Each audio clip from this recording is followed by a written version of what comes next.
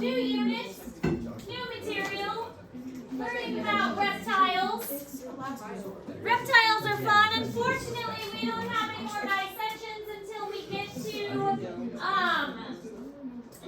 to the meat. The meat will be the last thing we do because the mammals is the last group we will do. But we will get through reptiles and birds and mammals. And if we have any time left, we've got some other things we can learn about, including extinctions and including animal training, things like that. I might have CMU come talk to us about their marine biology program, which was really cool. Last year I had them come talk at Boonville, and it was pretty neat. They mentioned how you can get scuba certified and you can learn about the trips that they take, and that was pretty neat. So anyways, herpetology. Herpetology is the study of reptiles and amphibians. My actual degree for my bachelor's was in wildlife ecology and conservation, and I had 1 semester of herpetology, 1 semester of mammalogy, and 1 semester of ornithology. Ornithology was birds. So herpetology, we had dead reptiles and dead amphibians that I had to learn about. And ornithology was dead birds. Actually, it was birds on a stick. They're called museum study skins. They were birds that were on a stick. And then 1 semester of mammals. And each one I had to learn all of the species of Missouri, their ranges, their scientific names, and their habitats. Brendan Cassard at the office, please. And I had to spell their scientific names correctly. So it was, needless to say, a tough class. But I did learn a lot. I've forgotten a lot since then because, spent 13 years in Kansas. And Kansas species are not the same as Missouri species.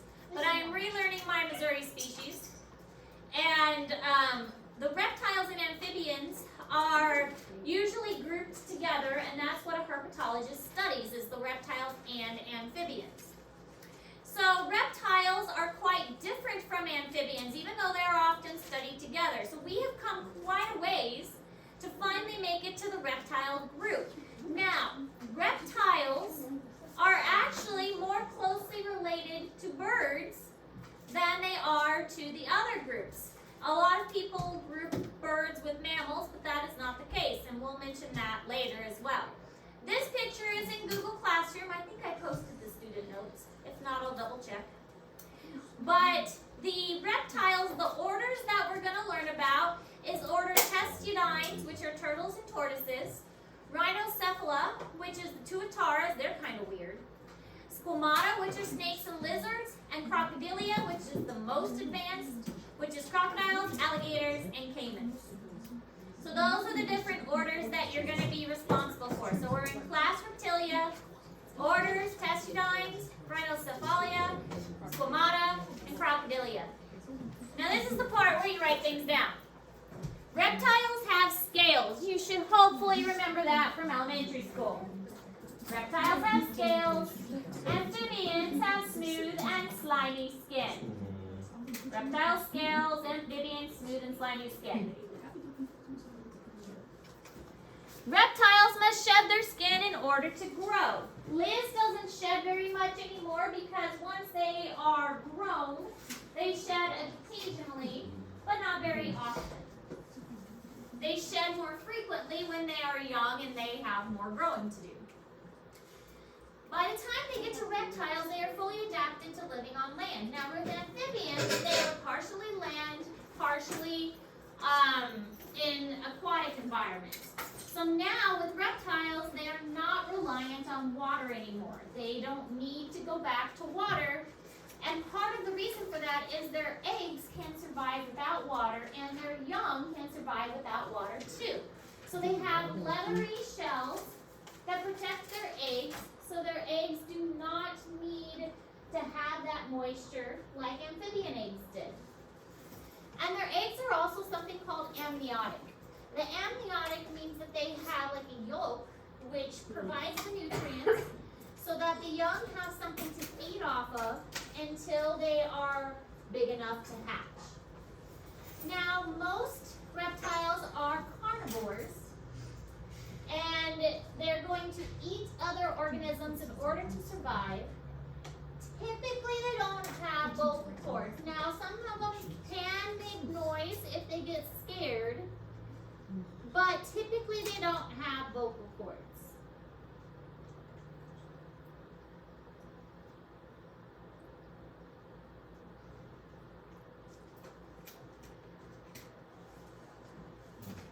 Yes.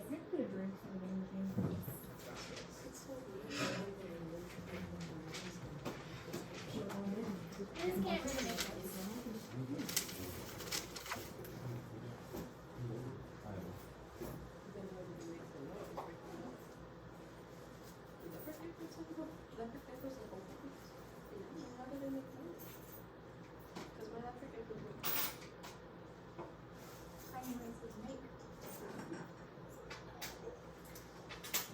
They usually make it through like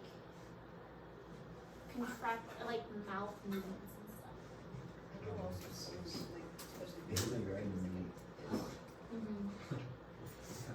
So you can make that with your mouth and not use your vocal cords.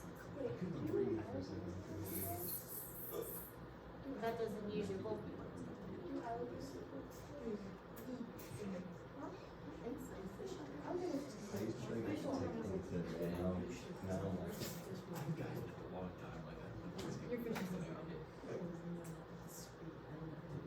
So being a dog, I love all like 7 of them.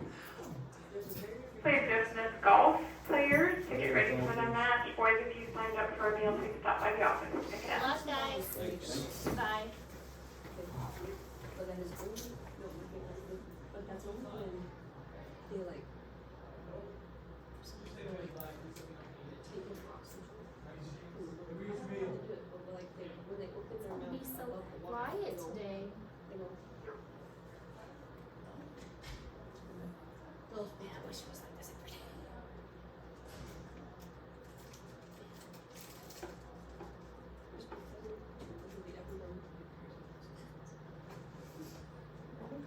Those two that just left were so they're pretty good.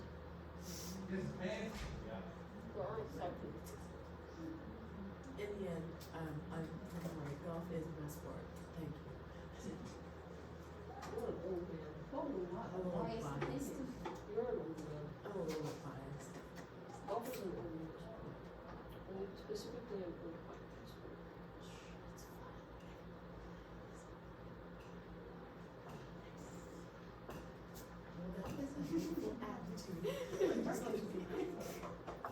Okay, so this shows how the shedding happens. Depending on which type of reptile it is, gecko shed, Liz sheds, they all shed. If it is snake, the snakes kind of shed inside out. So imagine like you have a long sock and you take your sock off and you turn your sock inside out. That's basically how a snake sheds. Because they don't have any hands to help them, so they have to kind of crawl out of it.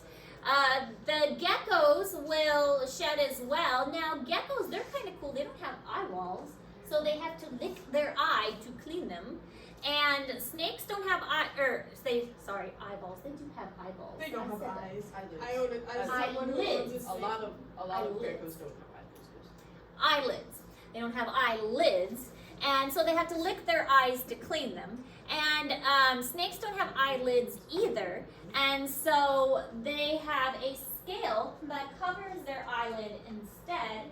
And snakes don't lick their eyes to clean them, but that scale does protect their eyelid. Guess what makes sense? All right, so this kind of shows the grouping of them. Vertebrates encompass the whole group. Tetrapods are animals that, tetra means 4, pods mean limbs. Then we have the amniotes, and then we have the mammals, which are in the synapses, and then we have the diapses, which are the animals that are like kind of less complicated than the mammals. So here's what an amniotic shell looks like. We've got the yolk sac, and really that's what makes it an amniotic shell. That and the the sac that contains them to provide the nutrients and the cushion and the moisture. Now, with a reptile, they do have a leathery shell that cushions and protects them. It's not a hard, crunchy shell. So here we can see the reptile protected within its egg and the yolk sac that is nourishing them. Alright, so other characteristics of reptiles in general is they are going to hibernate during winter time. Because the conditions are not favorable to an ectothermic animal, they do need to get away from the cold because their body temperatures can't tolerate it. So during winter they are going to hibernate and sleep. So they're going to go underground where the temperature is more stable and go into this deep sleep kind of state. In really, really hot conditions, their body also can't tolerate it. So they'll go into what's called aestivation, which is kind of like hibernation for hot weather. So it's a dormant, inactive state when the weather gets really hot. Now, some of them can change color to help them camouflage. They can also change color for their mood. They can change color to attract their mate. But remember, they are not the super best at camouflaging. That title still goes to the cuttlefish and the octopi and that group of invertebrates.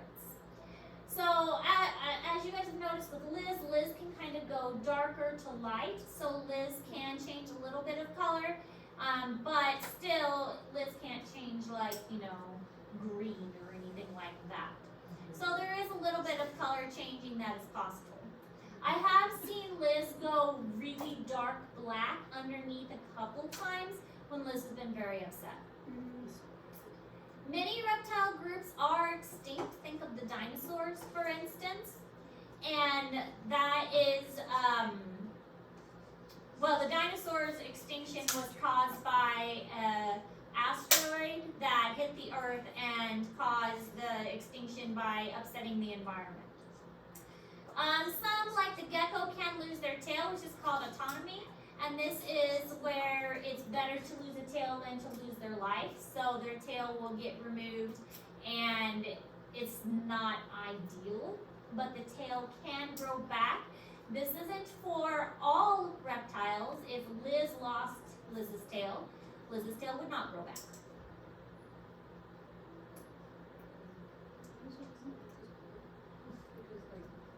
I knew someone who used to collect lizard tails, and I was like, I know, and I was like, I don't think you should be doing that. And it was just in a Ziploc, like 3 of them, just to find more lizards. I heard people collect cat whiskers. Go around and collect their cat whiskers that they'll find in their furniture. I was gonna say, I was like, they might not yank them out that No, hurts. they find the cat Oh my gosh, whiskers. it's the worst. I'll be like sitting in my bed and something will poke me and I'll be like, ow, what is that? And I'll look and it's this hard little whisker. My cat shed on my bed. Rude.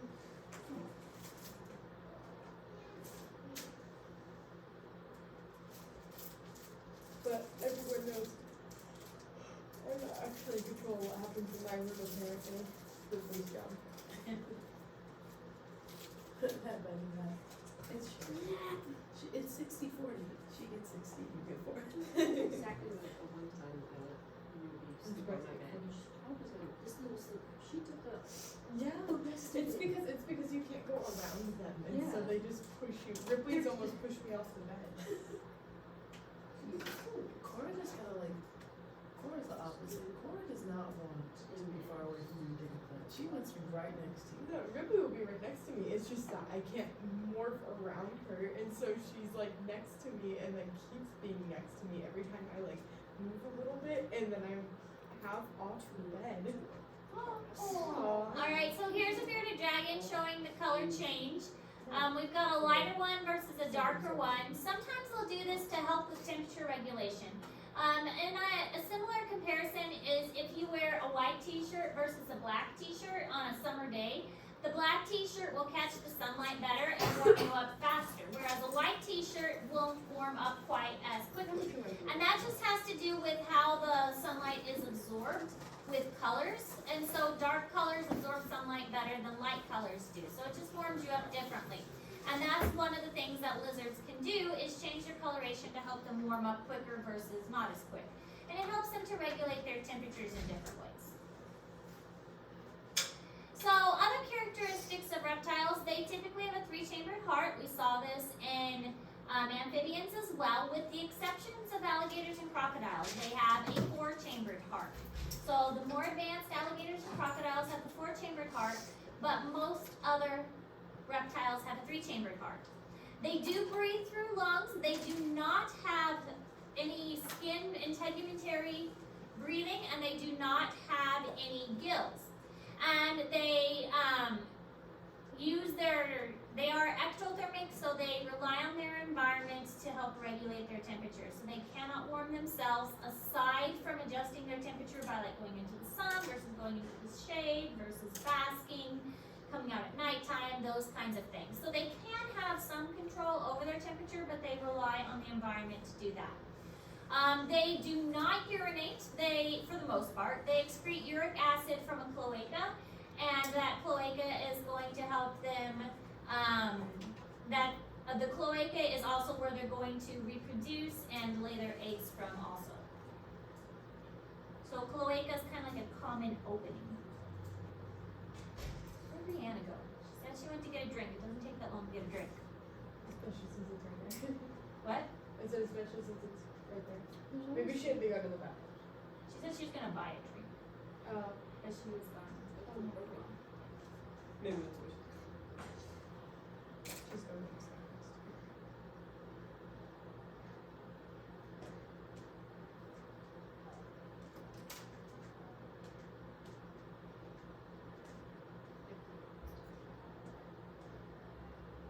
I love you guys, but sometimes I feel like my kindness has been taken advantage of. Yeah. That's relatable. Not by us. No, I'm not saying like you guys in particular, you guys. Now that everyone else is gone, I got something to tell you. I feel like others have taken advantage of things. They happen to sit on the left side of the room at that specific table. I never would have guessed. You would have guessed though. What do you mean? You did Hey, guess. sweetheart, You're using it wrong. Honestly, Tyler Gavin though is so nice. I have Gavin in Nurse Face, and Gavin is so polite and You're gonna have kind. some moments sometimes. They don't exist. Well, they're not It's an exactly. artificial flavor. Gavin has always been so nice and respectful to me. It tastes like American. Anyways, okay, so here we see the different chambered hearts and how they can be separated. In amphibians, we have the total 3 chambers. So we've got the 2, and then we've got the 3 here, and the blood is completely mixed in that 3rd chamber. Now here we see the 3 chamber with a little septum here, and this septum provides a little separation between them, so it's not quite as mixy. And then here we've got a 4-chamber. With the 4-chambered heart, we've got complete separation. So the oxygenated and the deoxygenated blood does not mix at all. And this is definitely the more advanced heart. This is the heart that we have, that birds have, and that crocodiles and alligators have. This more advanced heart is going to help these animals be more efficient so that the blood's not mixing at all. And that's going to help these animals better breathe and better carry that oxygen around. Now, a couple other characteristics of reptiles is something called oviparous and ovoviviparous. This is something that you're going to see on your next test. Oviparous means that they are egg-laying. So oviparous is egg-laying. So far, we've seen a lot of egg-laying. Now, not all animals lay eggs. There are different kinds of fish species that give birth to live young. But with oviparous, egg-laying, we have lots of reptiles that are going to do this. Another interesting thing is that sometimes the females can store the sperm for up to 6 years in some cases, and then just decide later, oh, I'm going to use the sperm I've been saving and have babies later on. Now, ovoviviparous is kind of weird. Ovoviviparous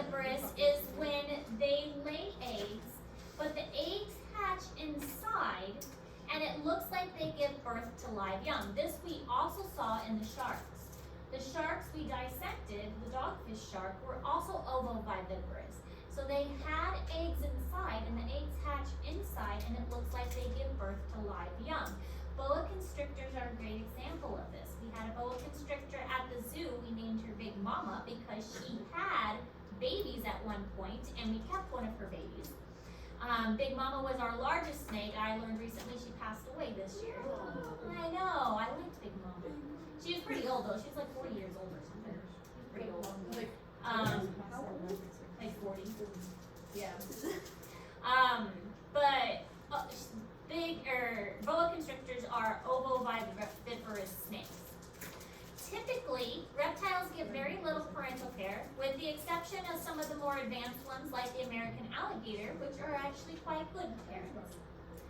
And another interesting thing is the temperature of the eggs can determine the sex of the offspring. So, warmer temperatures can determine, hold on, I'm just going to change it for a moment. Yeah.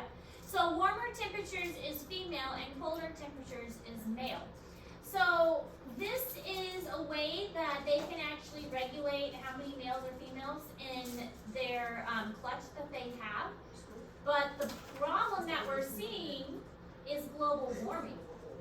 So with global warming, this is affecting how many males versus females that are being produced. So the turtles may say, hey, I want to have this clutch be mostly males or this clutch be mostly females, but global warming is saying, no, you're going to have this instead. And so it's skewing the ratio of males versus females, and it's making it be more lopsided, which is causing lots of issues in the natural world. Global warming's just messing everything up. It reminds me of when I was in Australia for my aunt that told that he was going to be Yeah, so that terminal That's was when it was like gonna be 5 a feet girl. underwater. and then found out that he was a boy because of the angle because everything out was wrong and they were laughing about it and the nurse was like, I'm so sorry, this never happens. And he's like, no, it's okay, I think it's kind of funny. And she's like, no, it's not funny. It's not baby, he's healthy, it's fine. I've seen people like on TikTok about be so upset that they're giving a daughter, and I'm like, if you're that upset, why would you give it a 50-50 chance? How do you adopt? I mean, yeah. I go through the trouble of being pregnant and you just adopt a baby. There's so many families out there that need to have, like, there's so many kids out there that need a home. You can adopt. I would rather adopt. It's a lengthy process to adopt kids, though. It is, and it's expensive too. I mean, it's expensive to have a child too. I gotta pay for the kid to get here You and want pay this for baby, it right? when it gets here.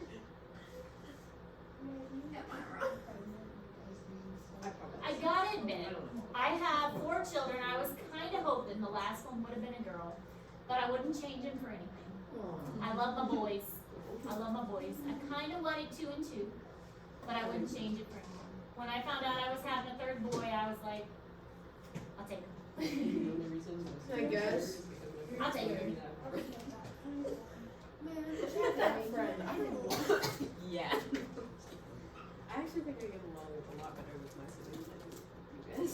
Alright, so temperature does play a major role in the offspring of many reptiles. So if they lay the eggs at a hotter temperature, the eggs will turn into females. If they lay the eggs at a colder temperature, the offspring will be males. And again, this wasn't a big deal until global warming. So when global warming happens, it is causing there to be more females. And so this is causing less males to be produced, and so the results are being skewed. And so now we're getting a lot of females and less males, which is causing a lot of issues with the populations of reptiles. So one more thing that global warming is messing up.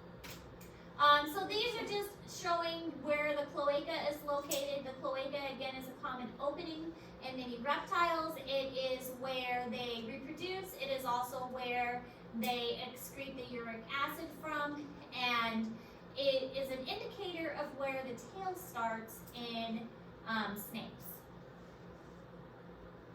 All right, end of the notes for today. Any questions? Would it be okay if you went back to the first slide so I could put down like the orders of all the animals? Yep. This one?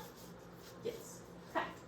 So our notes for today, or our assignment for today, give me a moment.